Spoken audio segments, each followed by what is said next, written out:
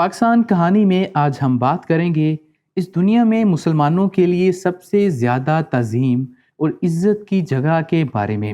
اس دنیا میں کوئی ایسی جگہ نہیں جو خانہ کعبہ کی طرح مقدس اور مرکزی حیثیت رکھتی ہو۔ یہ مقام سعودی عرب میں وادی حجاز میں واقع ہے۔ روزانہ ہزاروں افراد 24 گھنٹے خانہ کعبہ کا طواف کرتے ہیں۔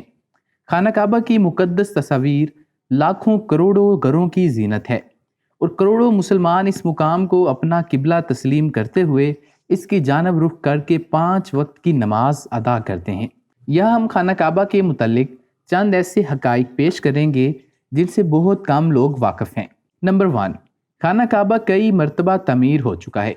یہ ایک ایسی بات ہے جو کہ شاید بہت سارے مسلمان بھی نہیں جانتے ہوں گے۔ خانہ کعبہ جس طرح آج ہمیں نظر آتا ہے یہ ویسا نہیں ہے جو حضرت ابراہیم علیہ السلام اور حضرت اسماعیل علیہ السلام کے دور میں دوبارہ تعمیر ہوا تھا۔ وقت کے ساتھ ساتھ پیش آنے والی قدرتی آفات اور حادثات کی وجہ سے اس کو دوبارہ تعمیر کرنے کی ضرورت پڑتی رہی ہے۔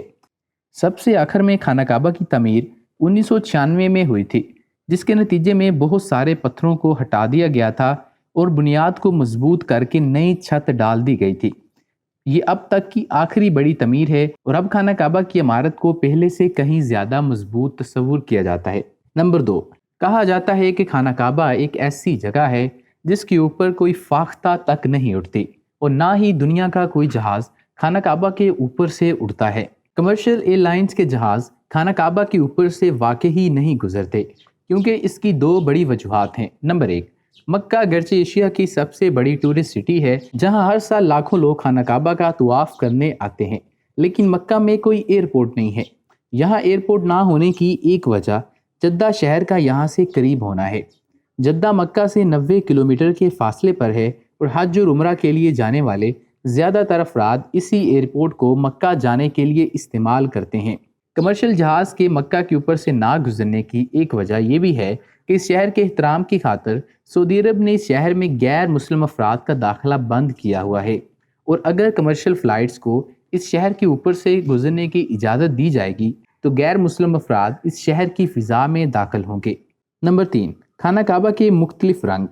ہم لوگوں نے خانہ کعبہ کو ہمیشہ کالے رنگ کی کسوہ اور سونے کے داغوں میں دیکھنے کی ایسی عادت ہو چکی ہے کہ ہم اس کو کسی اور رنگ میں تصور بھی نہیں کر سکتے۔ جب سے ہم دیکھ رہے ہیں خانہ کعبہ کالے رنگ کے غلاف میں ہے، لیکن یہ ہمیشہ سے نہیں تھا۔ اس سے قبل خانہ کعبہ مختلف رنگ کے غلاف سے ڈھکا رہتا تھا۔ ان رنگوں میں ہرا، لال اور سفید رنگ شامل ہے۔ نمبر 4، خانہ کعبہ کی چابیاں ایک خاندان کی تحویل میں ہیں۔ فتح مکہ کے بعد نبی کریم صلی اللہ علیہ وآلہ وسلم کو خانہ کعبہ کی چابیاں دی گئی تھیں، لیکن بجائے اس کے کہ آپ صلی اللہ علیہ وآلہ وسلم یہ چابیاں اپنے پاس رکھتے، آپ صلی اللہ علیہ وآلہ وسلم نے یہ چابیاں بنی شائبہ خاندان کے عثمان بن طلحہ کو واپس کر دیں۔ اس وقت سے لے کر آج تک وہ ان چابیوں کی روایتی رکھوالے ہیں، اور کہا جاتا ہے کہ آج بھی یہ چابیاں بنی طلحہ میں نسل در نسل آگے چلتی آ رہی ہیں۔ نمبر 5، پہلے خانہ کعبہ عوام کے لیے بھی کھلتا تھا۔ کہا جاتا ہے کہ ہفتہ میں 2 مرتبہ خانہ کعبہ عوام کے لیے کھولا جاتا تھا، اور کوئی بھی خانہ کعبہ کے اندر داخل ہو کر عبادت کر سکتا تھا، لیکن موجودہ زمانے میں زائرین کی تعداد زیادہ ہونے اور دوسری وجوہات کی بنا پر خانہ کعبہ کو اب سال میں صرف 2 مرتبہ کھولا جاتا ہے، اور اس میں صرف اعلیٰ شخصیات اور خاص مہمان ہی داخل ہو سکتے ہیں۔ نمبر 6، خانہ کعبہ کے آس پاس تیراکی کی جا سکتی تھی۔ خانہ کعبہ کی وادی کے نچلے حصے میں ہونے کی وجہ سے دیگر مسائل میں سے ایک مسئلہ یہ تھا کہ جب بارش ہوا کرتی تھی تو وادی میں سیلاب آ جاتا تھا۔ یہ مکہ جیسے شہر کے لیے کوئی انوکھی بات نہیں تھی، لیکن یہ بات دوسرے مسائل کی وجہ بنتی تھی۔ اس وقت یہاں سیلاب کی روک تھام اور نکاسی آب کا نظام موجود نہیں تھا۔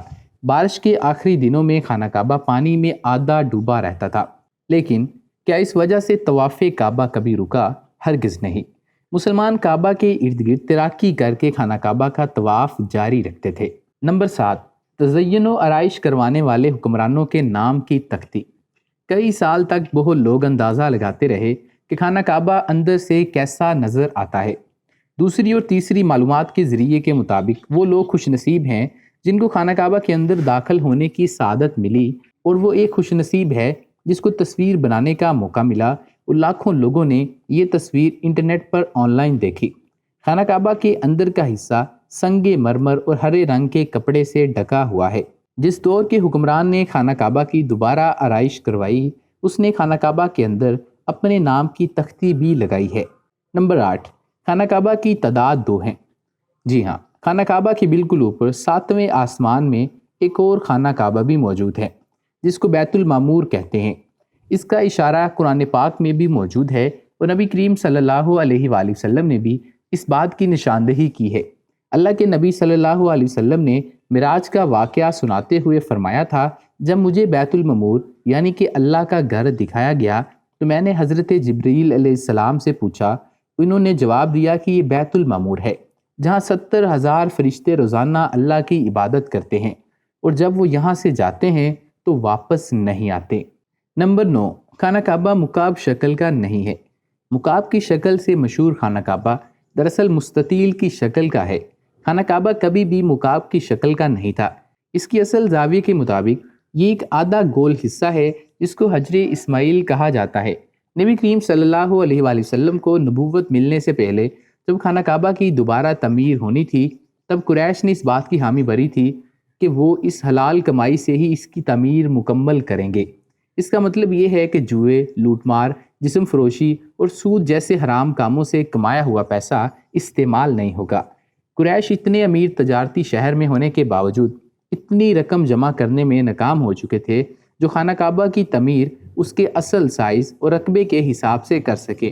انہوں نے خانہ کعبہ کی چھوٹی عمارت تعمیر کی اور اس کی دیواریں مٹی کی اینٹوں سے بنائی، جس کو حجر اسماعیل کہا جاتا ہے۔